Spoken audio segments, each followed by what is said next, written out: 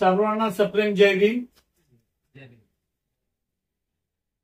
आजचा विषय आहे आरोग्य सुविधांची सद्यस्थिती आणि वास्तव। या विषयावर आता आपण बोलणार आहोत। खरं तर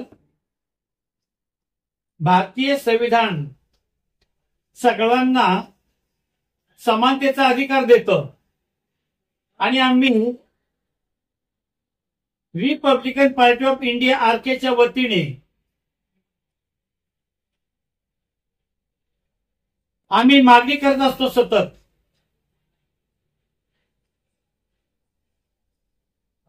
अन्न वस्त्र निवारा त्याच्यासोबत शिक्षण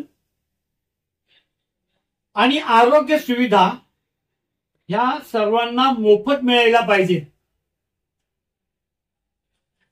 मात्र तसं होताना दिसत नाही। आम्ही प्रथमतः विषयाला वाचा फोडण्यापूर्वी काही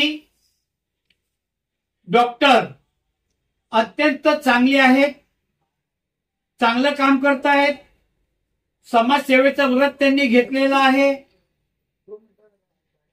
आम्ही जे काय बोलणार आहोत ते चांगल्या डॉक्टरांना लागू नाही,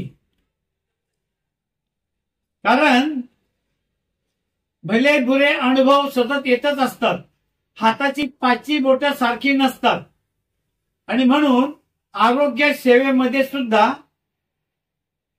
सर्वांना सुविधा देणारे डॉक्टर चांगले असतीलच असं नाही। एक एवढे विदारक अनुभव येत आहेत डॉक्टर लोकांचे, सतत अनुभव वाईट अनुभव येतात। ही आरोग्य यंत्रणा सडलेली आहे की काय? काल परवा राजावाडी हॉस्पिटलमध्ये पवार नावाचा एक तरुण मुलगा गेला। त्यांच्या कुटुंबियाचं म्हणणं आहे की चुकीचं इंजेक्शन दिलं आणि दिलं असावं। त्याची कारणं आहेत की जेव्हा त्या हॉस्पिटलमध्ये कुठल्या यंत्रणा कार्यरत आहेत हे खरं तर याची चौकशी होणं फार गरजेचं आहे, कारण तिथं डॉक्टर असणं गरजेचं आहे। सर्व शिकाऊ डॉक्टरांच्या भरोशावर हॉस्पिटल चालत असतील तर पेशंटला मृत्यू हा अटळ असू शकतो। चांगली माणसं जातात, तो फार वाईट वाटतं। आज राजेवाडी हॉस्पिटल मध्ये जे काय घडलं त्यांचा आरोप आहे किंवा डॉक्टरने चुकीचं इंजेक्शन दिलंय आणि मग साहजिकच क्रोध तयार होतो। जो चालत गेलेला माणूस आहे, सिरियस नव्हता, ऍडमिट झाला, सकाळी ऍडमिट होतो, संध्याकाळी त्याचा मृत्यू होतो। काय समजायचं याच्यातून आपण? अशा खूप घटना घडत असतात। आज राजेवाडीची घटना घडली। सरकारी हॉस्पिटलमध्ये सतत काय ना काय असं घडत राहतं। मध्यंतरी आमचा एक मित्र बांद्राच्या एका मोठ्या हॉस्पिटलला गेला होता। त्याच्या नातीला आणि तिथं ते गेले त्या दवाखान्यामध्ये, हॉस्पिटलमध्ये, मोठं हॉस्पिटल आहे बांद्राला। त्यांना डॉक्टरने ऑपरेशनचा सल्ला दिला, काही फॉर्म भरून घेतले, सह्या करून घेतल्या आणि ते मुख्यमंत्री निधीतून पैसे यावेत असं काहीतरी त्यांनी ते फॉर्म भरून घेतले असावे असं त्यांचं म्हणणं होतं। आणि त्यांना तारीख दिली, तुम्ही अमुक तारखेला या ऑपरेशनसाठी, ऍडमिट होण्यासाठी। आणि जेव्हा ते आपल्या नातीला घेऊन गेले तेव्हा डॉक्टर त्यांच्याकडे पाहणं सुद्धा टाळलं। हे डॉक्टर करून मागे फिरत होते आणि डॉक्टरांनी त्यांचे संपर्क तोडून टाकला. त्यांनी फोन यांचा घ्यायचा बंद केला. कालांतराने ती नुकतीच महिन्यात 2-4 महिन्याची मुलगी असेल, ती वारली. डॉक्टरांनी हॉस्पिटलने ते पैसे घेतले असा त्यांचा आरोप होता. पैसे आले, परंतु ऑपरेशनला त्यांनी टाळाटाळ केली. ती मुलगी गमावली त्यांनी. आपण जर केएम हॉस्पिटलला गेलो, केएम हॉस्पिटलमध्ये तिथं आतमध्ये मांजरं, घुशी त्या व्हरांड्यात सगळे फिरत राहतात. हे फक्त संभाजीनगरलाच घडतं असं नाही. मुंबईच्या केएम हॉस्पिटलमध्ये सुद्धा तसं घडतंय, हे आम्ही डोळ्यांनी पाहिलंय. कुत्री मांजरी फिरतात, उंदरं फिरतात, सगळं अवैधपणे चालू आहे. आणि ही यंत्रणा चांगली व्हायला हवी, मात्र तसं होताना दिसत नाही. आपण डॉक्टरच्या यंत्रणेबद्दल हे बोलायला पाहिजे. माझा अनुभव एकाने मला कथन केला होता. आमच्या एका मित्राने एका महिलेला ऑपरेशन झालं, तिला स्पेस ब्रेकर बसवला होता आणि कालांतराने तिचा मृत्यू झाला. मग त्यांनी मला जो किस्सा सांगितला का त्याचे 2-2.5 लाख रुपये लागतात आणि नंतर मेलेल्या जी व्यक्ती असेल त्याचा स्पेस ब्रेकर काढला जातो आणि तोच विकला जातो पेशंटच्या नातेवाईकांना, असं त्यांनी मला सांगितलं होतं केएम मध्ये. आणि एवढा अनागोंदी कारभार आहे. मी स्वतः तिथे खूप वेळा जाऊन पाहिलंय. आता काय झालंय, एक मोठी अडचण झाली आमची पण बोलणाऱ्यांची, की गुलाम झाली लोक, ते सहन करताय आणि थोडीशी ट्रीटमेंट चांगली मिळाली असेलही ते आनंदी होतात. कारण प्रचंड त्रासातून जेव्हा थोडंसं कुठं चांगली ट्रीटमेंट मिळाली का त्यांना आनंद होणं साहजिक आहे. मी पाहिलं की सायन्सच्या हॉस्पिटलमध्ये आम्ही एक पेशंट पाहिला. रेल्वेमध्ये त्याने पाय गमावला होता. अपघात झाला, त्याचा पाय तिथं गमावला. त्याला हॉस्पिटलला आणलं, त्याचं ऑपरेशन झालं आणि त्याला जेव्हा वाटच्या बाहेर काढलं ऑपरेशन थिएटर मधून, अक्षरशः एक सफेद चादर त्याला झोपवलं जमिनीवर. एवढी भयानक अवस्था आहे मेडिकलची, आरोग्य सुविधांची. आणि दुसरं, जेव्हा एखादा पेशंट हॉस्पिटलला जातो, ओपीडीला जातो, त्याला बाहेरच्या ट्रीटमेंट सांगितल्या जातात. रक्त चेक करा, लघवी चेक करा, ते बाहेरूनच बऱ्याचशा गोष्टी सांगितल्या जातात. ज्याच्याकडे पैसे नाही त्यांनी काय करायचं. आणि आजाराच्या निदानपूर्व 1000 रुपये खर्च करावे एवढी गरिबांची ऐपतही नसते. उद्या राजाराम घरात माझ्यासारखा माणूस हॉस्पिटलला जायचं तर 10 वेळा विचार करतो का गेल्यानंतर तिथं 1000 रुपयाची औषधं आणायची कुठून. आणि हा प्रश्न राजाराम घरातलाच नाही तर अनेक लोकांना पडलेला असतो. आज वाईट याचं वाटतं की जे सरकार सत्तेवर येतं ते या बाबतीत काही करते असं दिसत नाही. किती अर्ज करा, किती विनंत्या करा, काही होत नाही. आम्ही मध्यंतरी पाहिलं की ठाणे ग्रामीण भागामध्ये एका दवाखान्यात गेल्यानंतर तिथं रोग निदान तपासतात, ठीक आहे, दवा गोळ्या देतात, ठीक आहे, परंतु त्या दवा गोळ्याची एक्सपायरी डेट जर पाहिली तर त्या 2-3 महिन्या अगोदरच्या दवा गोळ्या तिथं आलेल्या असतात. म्हणजे 2-3 महिन्यानंतर त्या दवा गोळ्या फेकून देण्याच्या लायकीच्या असतात.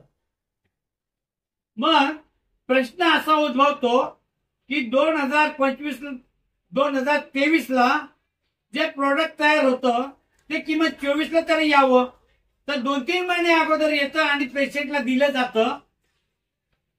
याच्यात काय गोडगंगल आहे. आणि असे खूप किस्से आमच्याकडे आहेत. मध्यंतरी करोनाची लाट आली. करोनाच्या लाटेमध्ये आमचं एक अवलोकन आहे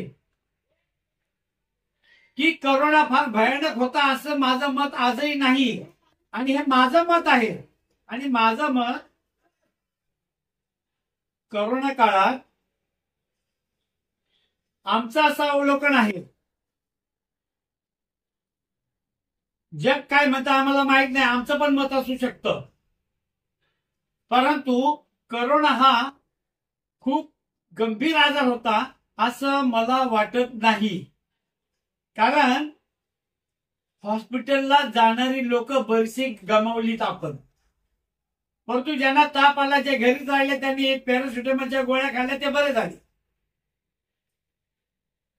हा आमचा अनुभव आहे. दुसरं असं की लसीकरण तेव्हा केलं गेलं आणि आता छापून येते पेपरला, लसीकरणाचा उपयोगच नव्हता. मग का दिली प्रश्न पडतो आम्हाला. दुसरं असं की जेव्हा आम्ही मेडिकलच्या दुकानात जातो, आमचा पेशंट जर एखादा आजारी असेल, हॉस्पिटलला असेल, डॉक्टर लोक आम्हाला औषध लिहून देतात, घेऊन या. आम्ही दुकानात जातो, 1300 रुपये 1400 रुपये लिहिलेल्या किमतीची औषधं ती 400-500 रुपयाला मिळतात. परंतु तेच औषध मोठ्या हॉस्पिटलमध्ये आपण जर ऍडमिट झालो असू तर तिथं 1300-1400 किंमत लावली जाते, जे बाजारात 400ला मिळतं, 500ला मिळतं. ही तफावत का? काय याच्यावर कोणी मायबाप आहे की नाही? काय चाललंय? आंधळ जळतंय, कुत्रपीठ खातं अशी अवस्था आहे त्या मेडिकलच्या बाबतीत. एक्सपायरी डेट, त्याच्या गोळ्या, त्याची औषधं मारली जातात गरिबांच्या माथी.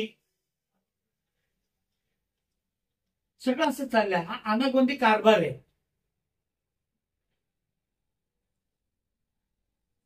आज करोनाच्या काळात फिरत असताना एक 2 मुलीचा संवाद मी ऐकला रस्त्याने चालता चालता. आणि 2 मुली आपसात बोलत होत्या. त्या बहुतेक कुठल्या तरी लॅब मध्ये कामाला होत्या. तर त्यांचा संवाद असा होता, अगं 2 माणसं आली होती, एकाला आम्ही पॉझिटिव्ह दाखवलं, एकाला निगेटिव्ह दाखवलं, काय करायची गरज आम्ही दाखवलं. म्हणजे ही अशी अवस्था, भयानक अवस्था ही आरोग्याच्या संदर्भात आहे. अनेक ठिकाणी मोठ्या हॉस्पिटलमध्ये शिकाऊ ज्या नर्स असतात, त्या शिकाऊ नर्स 8वी 9वी 10वीच्या आहेत का मला माहित नाही, परंतु छोट्या छोट्या मुली येतात, त्या सलाईन लावतात. पेशंटचा हात एवढा मोठा होतो, सुचतो हात त्यांचा. जबाबदार कोण याला? आणि हे सगळं होत असताना आमचे राज्यकर्ते कुठल्याही पक्षाचे असोत, ते राज्यकर्ते काय करतायत? अर्थात राज्यकर्त्यांनीच मेडिकल कॉलेज काढलेले, शाळा काढल्यात, कॉलेज काढले आणि त्यांच्या हॉस्पिटलमध्ये हायफाय सुविधा असतात, पण त्या गरिबांना परवडणाऱ्या नसतात. खूप विदारक अनुभव आहे. मी अनेक हॉस्पिटलमध्ये फिरलो, मोठमोठ्या. विदारक अनुभव आहे, विदारक. आणि मग हे राजकारणी जे सत्तेवर येतात, त्यांची मेडिकल कॉलेज असतील, त्यांच्या शाळा असतील, तर हे राजकारणी लोक सरकार दवाखाने खरंच चांगले चालवतील का? शक्यच नाही ना. अहो, पूर्वी आमच्या लहानपणी आम्ही पाहायचं की थंडी ताप आला की गल्लीतल्या डॉक्टरकडे जायचं, त्याच्याकडून लाल दवा आणायचा तो काहीतरी गोळ्या द्यायचा आणि ठणठणीत माणूस बरा व्हायचा. कसली टेस्ट नाही, कसली रक्ताची चेकिंग नाही, चुकीची चेक नाही, लघवीची टेस्ट नाही, काही नाही, माणसं बरी व्हायची. आज बोललं जात आहे विज्ञान खूप पुढे गेलंय, मेडिकल खूप पुढे गेलंय. मग एवढं जर पुढे गेलंय तर साधा ताप आलेल्या माणसाला 10-10 हजाराची 5-5 हजाराच्या टेस्ट का करायला लावतात ही लोक? प्रश्न पडतो ना. पूर्वी 40-45 वर्षापूर्वी डॉक्टरी व्यवसाय तो व्यवसाय नव्हता, ते समाजसेवी व्रत होतं. पेशंट ऍडमिट झाल्यानंतर त्या पेशंटची काळजी घेण्यासाठी त्या हॉस्पिटलमध्ये वार्डबॉय असायचे. एक्सरे काढायचा असेल तर वार्डबॉय त्या व्हील चेअरवर बसून त्यांना एक्सरे काढायला न्यायचा. ऑपरेशन थिएटरला जायचं असेल तर व्हील चेअरवर बसून न्यायचे. आज वार्डबॉयचा तपासच नाहीये अनेक हॉस्पिटलमध्ये, कमी केले त्यांना. मग पेशंटचे नातेवाईक वार्डबॉय म्हणून काम करत असतात तिथे. पुढची व्यवस्था चांगली होती जी 40-45 वर्षापूर्वी होती, की हॉस्पिटलला गेल्यानंतर माणूस ऍडमिट झाल्यानंतर सगळ्या टेस्ट हॉस्पिटलमध्ये व्हायच्या, एकही पैसा लागायचा नाही आणि सगळं मोफत असल्यामुळं एक भरोसा वाटायचा हॉस्पिटलवर आणि लोक बरी होऊन आनंदाने घरी जायची. आज प्रगत मेडिकल झालेलं आहे, परंतु तापावर यांना दवा देण्यासाठी सुद्धा यांना ब्लड टेस्ट करावं लागतं, विविध चाचण्या कराव्या लागतात आणि त्याचं निदान करण्यासाठी यांना 8-10 दिवस लागतात. अरे पूर्वी तर ताप आला तर दवा गोळ्या दिल्या माणूस ठणठणीत बरा व्हायचा. आज कुठे ते? मी खूप मोठा विषय आहे, परंतु कोणीतरी याच्यावर बोललं पाहिजे, संवाद केला पाहिजे आपण. आणि एक विषयांतर असं आहे याचं की ज्या ज्या लोकांचे मेडिकल हॉस्पिटल असतील, शाळा असतील, त्यांना अजिबात निवडणुकीला मतदान करायलाच नाही पाहिजे लोकांनी. आणि ते बिझनेस करतायत. पूर्वी सेवाभावी डॉक्टर होते, आज हा सगळा व्यापार चालू आहे आणि या व्यापाराचे आम्ही सामान्य माणसं बळी ठरतो. 20-22 लाख रुपये देऊनही लोक मरतायत. एक ऑपरेशन झालं 10 लाखाचं 20 लाखाचं तरी लोक मरतायत.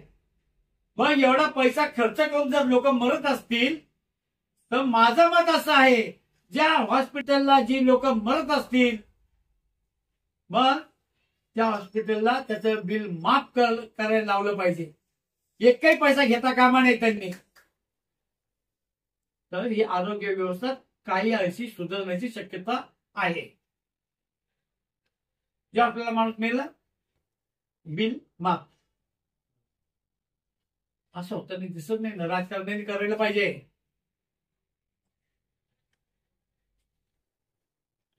आपण थांबण्याचा प्रयत्न करतोय, विषय खूप मोठा आहे. मध्यंतरी कळवा हॉस्पिटलमध्ये अनेक लोकांचे मृत्यू झाले. सुविधांचा अभाव सांगितला जातो, असेल नसेल माहित नाही. जर सुविधांचा अभाव आहे तर गव्हर्नमेंटनी पुरवायला पाहिजे. परंतु असंही पाहण्यात येतं की आलेल्या मशिनरी वापरल्या सुद्धा जात नाहीत आणि डॉक्टर लोक बिनदिक्कतपणे सांगतात की तुम्ही बाहेरून एक्सरे काढा, बाहेरून सोनोग्राफी करा, बाहेरून टेस्ट करा. माणसं वैतागली. आज कळवा हॉस्पिटल झालं, जे झालं, इथे केमला अनेक मृत्यू होत आहेत. परवा राजेवाडीमध्ये झालं. लोक आक्रोश करणार हो. लोकांनी हल्ला केला त्यांच्यावर, डॉक्टरला मारलं. आणि डॉक्टरला का मारतात हे पण तपासलं पाहिजे ना. का तपासत नाही? ते पेशंटचे नातेवाईक सगळे वेडे असतात का? तुम्ही यंत्रणा तुमची कार्यान्वित करा चांगली. डॉक्टर पाहिजे तिथे, शिकाऊ डॉक्टर. आता माझा स्वतःचा अनुभव आहे एका हॉस्पिटलचा. एका पेशंटला सांगितलं त्याचा पित्ताशय काढायचं होतं. पित्ताशय त्याला सांगितलं तुला 6 ते 7 टाके पडतील. त्या पेशंटला 30 टाके पडतात. काय समजायचं याच्यातून? आणि नंतर लक्षात येतं ते डॉक्टरला शिकवण्यासाठी तेवढं मोठं पोट फाडलं होतं. भयानक आहे सगळं. म्हणजे जे आपल्याला किस्सा तर एवढा भयानक आहे. पित्ताशयामध्ये खडे झालेत म्हणून एखादी व्यक्ती जाते आणि त्याला आपल्या थिएटरमध्ये नेलं जातं आणि नंतर कळतं की ती व्यक्ती वकील आहे. आणि मग डॉक्टरांच्या लक्षात येतं अरे आपण जर ऑपरेशन केलं, जर काय झालं तर आपल्याला हे लोक केस करतील आपल्यावर. आणि मग ऑपरेशन थिएटर मध्ये नेलेल्या पेशंटला बाहेर काढलं जातं. आणि हे कोण निर्णय घेतं? शिकाऊ डॉक्टर निर्णय घेतात. काय यंत्रणा आहे? म्हणजे या सरकारला सद्विवेक बुद्धी, राजकारण्यांना सद्विवेक बुद्धी असायला थोडीफार असायला काय हरकत आहे का? फार वाईट वाटतंय. आणि म्हणून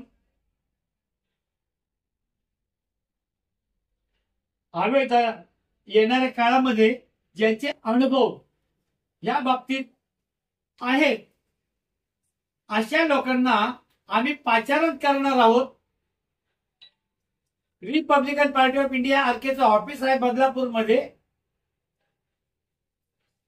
जर जास्त लोक आले आम्ही वेगळी व्यवस्था करू. परंतु आपापले अनुभव शेअर करण्यासाठी आम्ही कटिबद्ध आहोत, करणार आहोत. आपण या, आमचे तुम्हाला नंबर देतो मी, नोंद करून घ्या. सगळ्यांनी नंबर नोंद करावा अशी एक विनंती आहे. आमचे बदलापूर शहर अध्यक्ष अशोक गजरमलजी, नंबर नोट करा. शांतपणे सांगतो. 9323474442. पुन्हा एकदा रिपीट करतो. 9323474442. या नंबरवर आपले अशोक गजरमलजी यांच्याशी आपण संपर्क साधा. आपले अनुभव आमच्या माध्यमातून जगाच्या वेशीवर टांगले जातील, आमच्या चॅनलच्या माध्यमातून. आणि त्या चॅनलला आपण सबस्क्राईब करा ही एक विनंती आहे. आणि आजच्या या एपिसोडला मी इथेच थांबतो. सर्वांना पुन्हा जय भीम. जय भीम.